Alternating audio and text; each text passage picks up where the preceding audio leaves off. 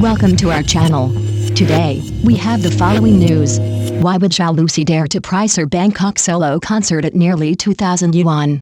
The question has quickly become a focal point of online debate, reflecting not only public curiosity about her personal brand value but also a broader anxiety about the pricing logic in today's entertainment industry.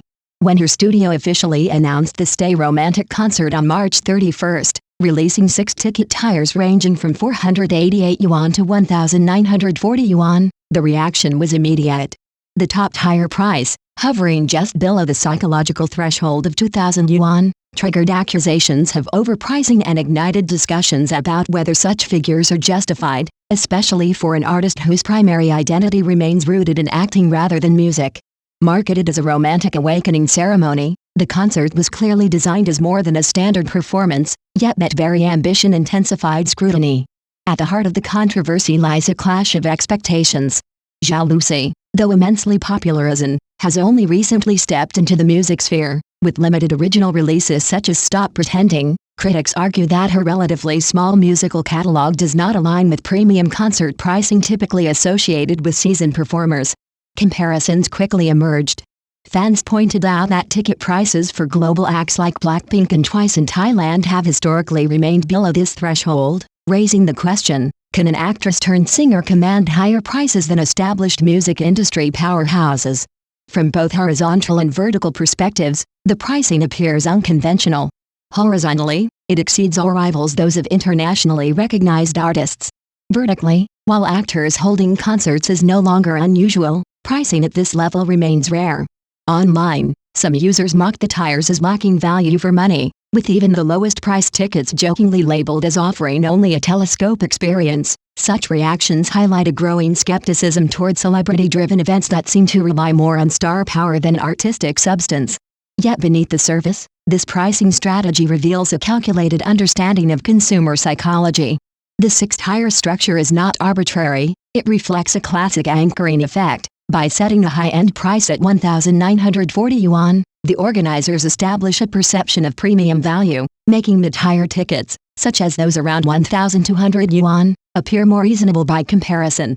Data from ticketing platforms suggests that these mid-range options often achieve the highest sales volume, indicating that the true target audience lies not at the extremes but within this affordable luxury bracket. In this sense, the highest price tier functions less as a revenue driver and more as a psychological anchor.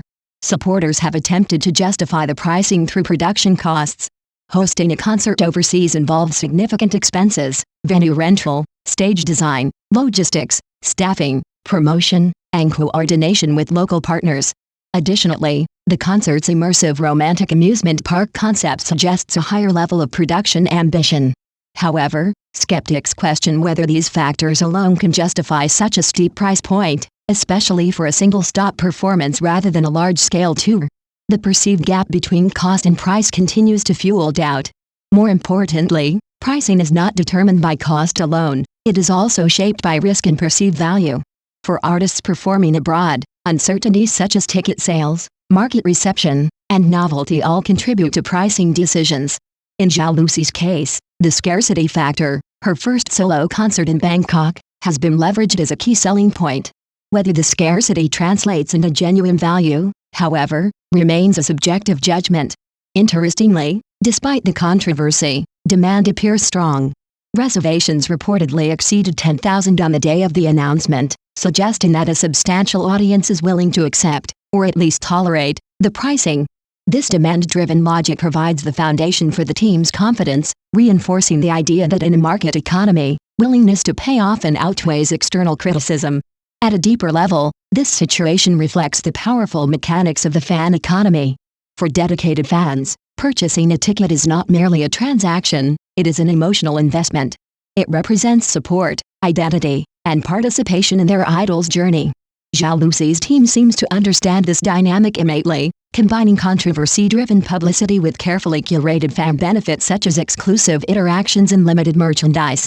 By framing the concert as an emotional experience rather than a simple performance, they transform consumption into a form of symbolic connection.